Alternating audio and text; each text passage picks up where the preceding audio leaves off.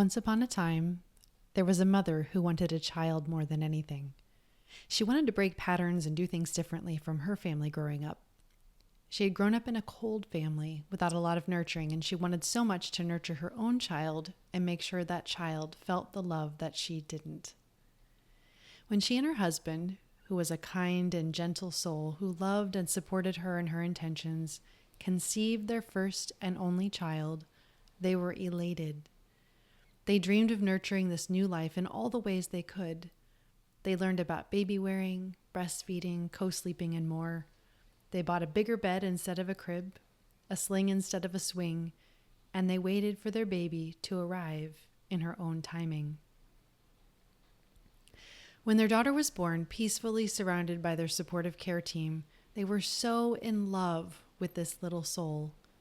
They met her every need and doted over her. It was so healing for both of them to nurture this little one in the ways that they hadn't felt loved. It was deeply healing. As their daughter grew, she began to walk and talk. She could climb high and throw things, and oh, could she scream. When something upset her, she would shriek, and it was a sound her parents could not ignore. They didn't know what to do. They wanted to meet her needs. They wanted to comfort her in the ways they weren't comforted. They wanted to be loving. So they did the only thing they could think to do.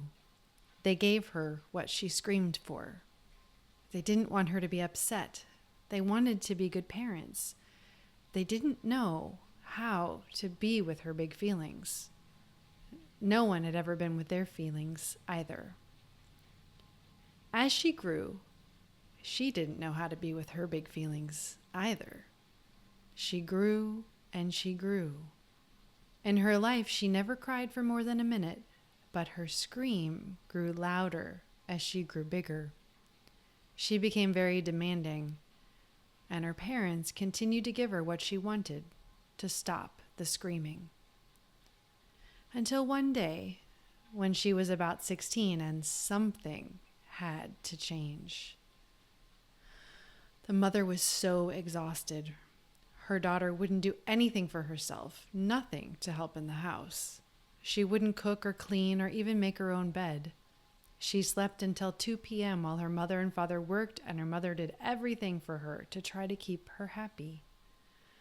The mother felt so resentful that her daughter wasn't seeing all that she was doing for her and that she couldn't go on this way.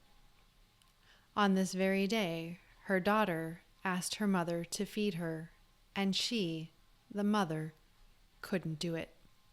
She couldn't even stand. And instead of empathy, the daughter yelled and howled and begged. And the mother simply said, "No." And the tears of 16 years began to fall to the ground, a long overdue cleansing of old hurts. And the mother felt so sad, like she was failing her by not meeting her every need, because here she was, her daughter, crying. And she was so exhausted that she couldn't even comfort her daughter as the tears fell. But something incredible happened that day. As the tears fell, the daughter climbed into her mother's lap, and they cried together. And the father came to be with them, and he cried too. Sometimes it seems a no allows the tears to flow. The tears that they tried so long to avoid were healing tears they all needed. Sometimes love is saying no to someone else. A no to someone else can be a yes to yourself. Sometimes love is making room for all the feelings about the no while still holding the boundary. Sometimes what one person in the relationship needs is really what everyone needs. Deep, real connection happens when we can express feelings authentically, when we don't neglect our own needs to try to care for someone else, and when we can work together for the good of everyone in the family. What about this story can you relate to? Who in your family has big feelings? What about boundaries? Can you say no with love for yourself and the other? Can you make room for the feelings about the boundary, especially when it is with your child?